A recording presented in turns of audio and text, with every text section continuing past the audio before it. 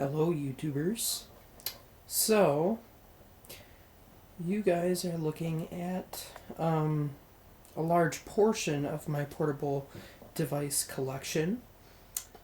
This isn't all of my portable devices. I have a few more, but these are my main portable devices that I use most. So, over here, we have my current cell phone, which is that black and silver Samsung. The little blue phone next to it is also a Samsung. And get this, that blue Samsung is older than that silver and black Samsung. That blue one can do so much more than the silver and black one can't. Sorry, this tripod sucks. Both of them do.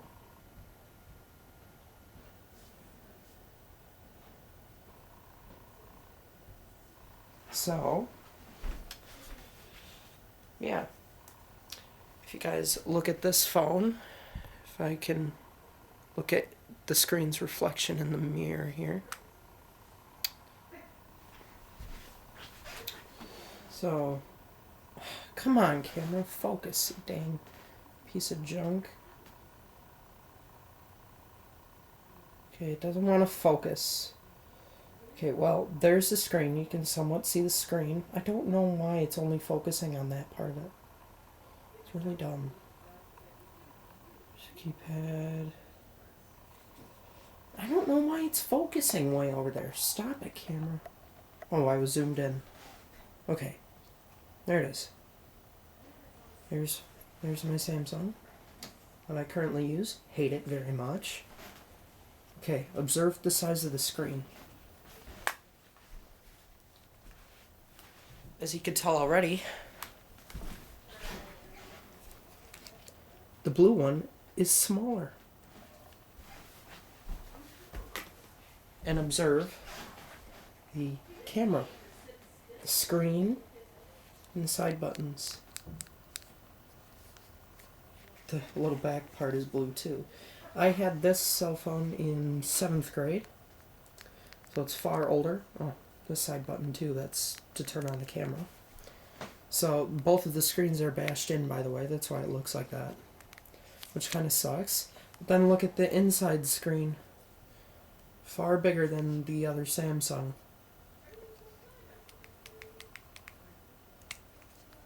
And it could play games.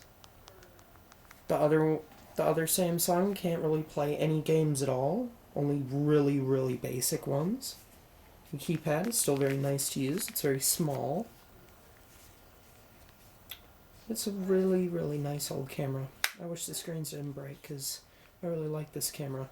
Everyone was always surprised at how small it was. Anyway, so those are the two Samsungs. This is my Motorola Razr. The screens for some reason aren't working on here, but it still powers on. I put a Windows 7 sticker on it. Why not? It's a Windows 7 phone. No. But I love this old thing. These things are tanks. Too bad the screens went bad. Here's my crappy Samsung. Oh, it's not in frame. Okay. Sorry, I gotta look at the screen. It's hard to look at it in the mirror. So this is my really, really old Kodak Easy Share camera. Still works, but it's fairly beaten up and old. It's 6.2 megapixel, but in the settings it can only go up to a maximum of 6.1 megapixels. Don't know why they put the 2 there, because it's not 6.2. Still works, still takes pictures. Battery cover's pretty much busted out completely. Tried to fix it with super glue, but even the super glue couldn't hold it anymore. And you've seen how crappy the videos are on this. They're worse than on my old 5th generation Nano over there. Wasn't really that old, but anyway. This is a LG phone. pretty thick. It's Verizon, but I use AT&T, but I got it anyway because I got it for free. Someone threw it in the trash.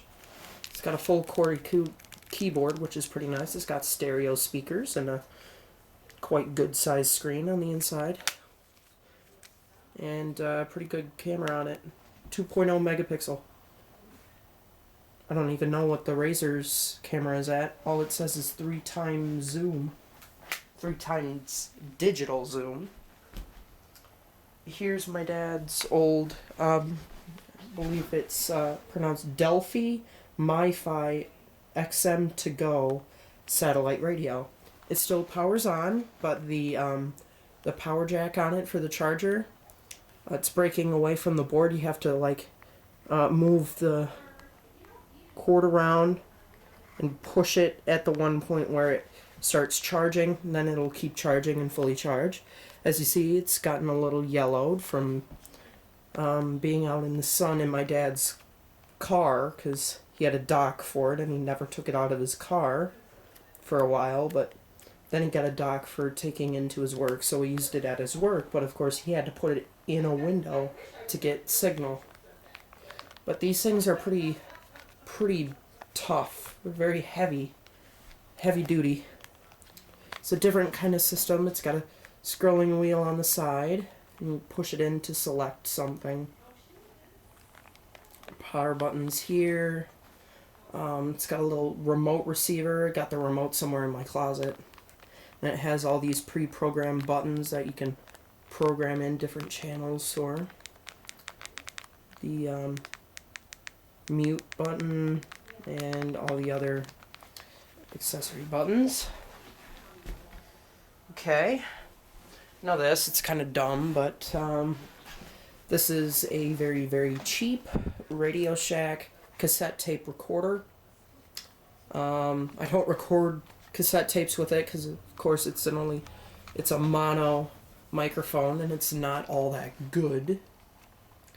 But I'm going to start playing here. It's going to take a while, but you guys might be a little angry that I have this on a tape. I just did it just to be fun. I'll fast forward it. Okay, it should start playing.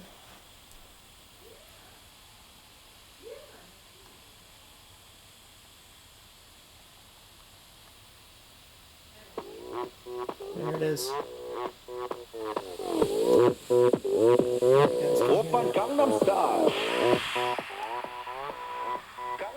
It's a pretty good tape player.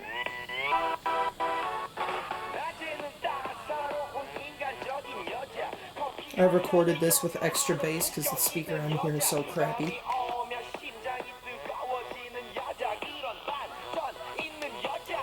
In case you guys didn't know what that was Gangnam Style. Very, very popular song for some reason. Okay, here's another cell phone. Got it from my grandpa. He had it in his basement. This is a Qualcomm by Kyocera Verizon phone. It powers on and everything. I don't think it has a charge on it. No. If it did, it would have turned on by now. The power button's a little worn out, but it's an older cell phone that still works. Still works pretty well.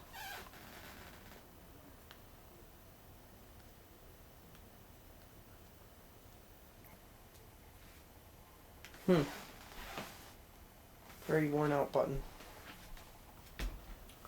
Okay, now let's move on to the other devices. Now, I don't believe I've shown this on film. If I haven't, correct me, but this is my HP iPac Pocket PC. Got it from my youth pastor at church. It worked when I still got it, but the screen is busted out. If you can't see the burn marks on it. Yeah. Somehow the screen cracked, so I can't use it anymore. It still works, I just need a replacement screen.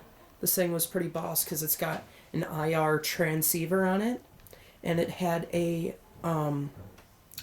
OEM installed remote software. So you could use this as a universal remote for all your devices. This thing could hold a lot of pre-programmed remotes in it. You just select what company your TV or whatever it is from. It lets you select from a list of what device, like what kind of device it is, what it does, and then you select the brand, and then you select whatever model number you think it is, or you just go through the list of model numbers and press the power button and see which one turns it on and off. So it was a pretty cool device to have. It was really, really neat. And the internet browser worked well on here. You could actually like go on YouTube and stuff and watch videos on YouTube. Probably not anymore. It's probably way too outdated now. But it had, if you can't read that sticker, Pocket PC 2003 Pro with Outlook 2002 on it. So, yeah, designed for Windows Mobile, of course, but you could probably put Android on here if you really wanted to. It had a pretty good speaker in it, so you could listen to music. It has a headphone jack right here. And that's a proper headphone jack, so you could plug in like any pair of headphones you have.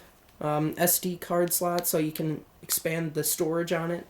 I think the maximum amount of storage this thing can hold is 32 gigabyte SD card, which is pretty good because that was the max around that time when this was built, like the most expensive SD card you could buy. So it could fit that, and you could put music on there and listen to music with Windows Media Player Mobile on it.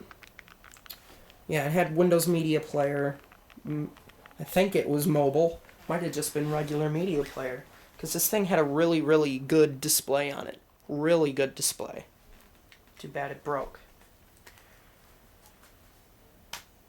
But you can get replacements, and they're pretty cheap. It's just some people will try to rip you off and charge a ridiculous amount for a replacement screen. And usually when you get a replacement screen, it comes with a touch sensor built in. But there's a way to just remove the screen and put in a new screen without the touch sensitive part on it. So you could just reuse the same touch part, because the touch part still worked. Because if you were to power this on and like started clicking around every once in a while, you could like click something and it'll do something. It was pretty cool. Okay, my free iPod Touch, still haven't gotten it working, but free iPod Touch, 16 gig. My first generation iPod Nano, it still works. It's a little broken. The whole front part comes off from the back. I don't really care about it too much, so I tried to crack it open and fix the click wheel on it, but it didn't work. It's still busted. So clicks though. How many minutes do I have? Okay, I'm about halfway, well, 2/3 into the disc. No, a third. A little bit over a third. My 5th generation iPod Nano. Wish it would still work. It's starting to do something when I plugged it in. If you put it into whatever that mode is called, where you toggle the hold switch, hold down the menu and center buttons, and as soon as the Apple logo appears, hold down the center button. And then in iTunes, it'll say preparing this iPod for restore, and then it'll show a really, really basic do not disconnect screen on it. Sorry. Looking into the mirror again, and it's really difficult. As you see, it was really banged up in the tumble cycle on my dryer. If you haven't heard this story, my mom randomly decided to go into my room, take all my dirty clothes, and throw them in the wash without telling me. And this iPod went through the washer and dryer cycles. So it could be toast, but it's starting to do stuff, so now I'm not thinking it's toast. Because you're still able to access the storage on here, but for some reason in iTunes, it doesn't show the storage. So I'm going to keep trying to rename or change the disk location, like the disk letter whatever, and see if it'll work with iTunes. Okay, now,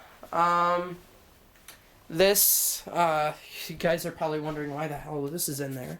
Well, this is just my Memorex DVD player. I'm going to be using it later for a size comparison, because there's something new that came to my portable device collection. So this is going to be used for size comparison. Just like, good lord. Why? Alright. And here's my PSP 3000. These things are boss. Do not get the PS Vita, because for some reason they decided to put a touchscreen on the back and use a different type of game storage. It's like a card, like a DS, but it's a touchscreen on the front and a touchscreen on the back. Apparently it's supposed to make it easier so that you can use the buttons on the front and use the touchscreen on... Sorry, I'm looking in the reflection again. Use the buttons on the front and use the touchscreen on the back so you can move stuff around in the game. But instead of this and that, it has two thumbsticks. So they're trying to be like the Nintendo 3DS, but I don't think the PS Vita is doing so well right now. I don't think PlayStation and Sony is doing all that well right now. Moving on to the last little device that I put on my bed to show off is my Palm 3, which still powers on, but for some reason is deciding to not power on at the moment.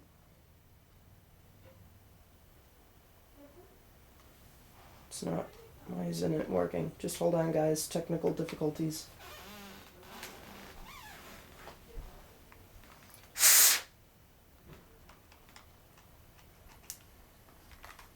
Weird. Looks like the batteries might have gotten loose or something and wouldn't load, so I probably lost all the information on it. It's still not lighting up. Why not?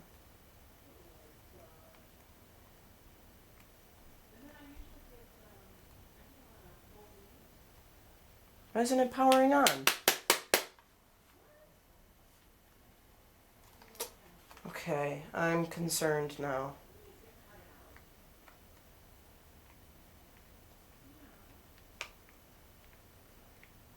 Uh-oh.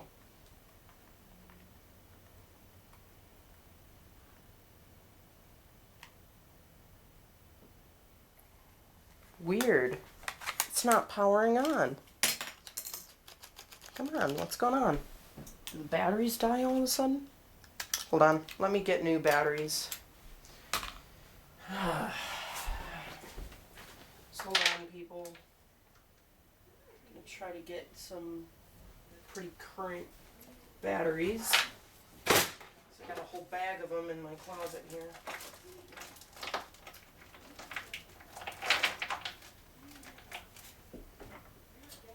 Just hold on, people.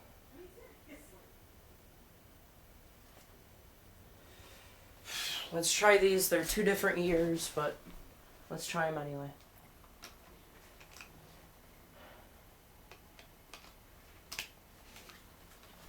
Oh, there it goes. Okay, so the batteries must have died for some reason. Still has the time. It's an hour late, but it probably doesn't remember that daylight savings is going on right now. Let's just up that. Boom. Now it's 3:46. Okay. So there's my Palm 3. It's working just fine. It's going to apps. So it probably lost everything that I had in here, but here's my Palm. Love this thing. But since the batteries die, it loses everything that you have on it, which is kind of inconvenient. But most Palm Pilots and things of that nature lose their data if there is no power going to it at all times. It says right on the back of the door here. Let's see. Device may lose data if batteries are removed. Device may lose data if batteries are removed for more than a minute. If it'll focus. Camera. Focus on the battery cover. Is it going to focus? Come on. You dang camera. So yeah, it says that. Apparently it's not going to show it for some reason. So I'm going to... Oh, it's already off. Alright. Now, I'm going to show you guys a new device that came to my portable device family. Let's move the camera up because it's making it really difficult. And I'm going to have it face me so that I can see what I'm doing.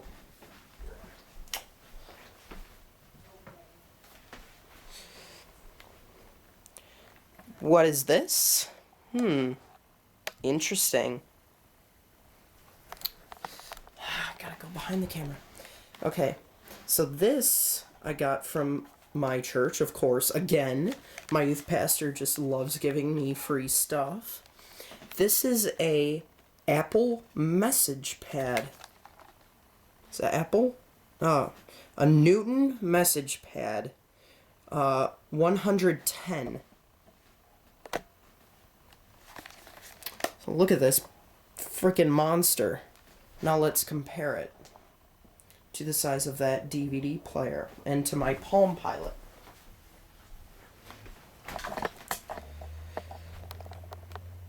I have the screen face us so that I can see what I'm doing. Okay. So observe. Boom. Look at the...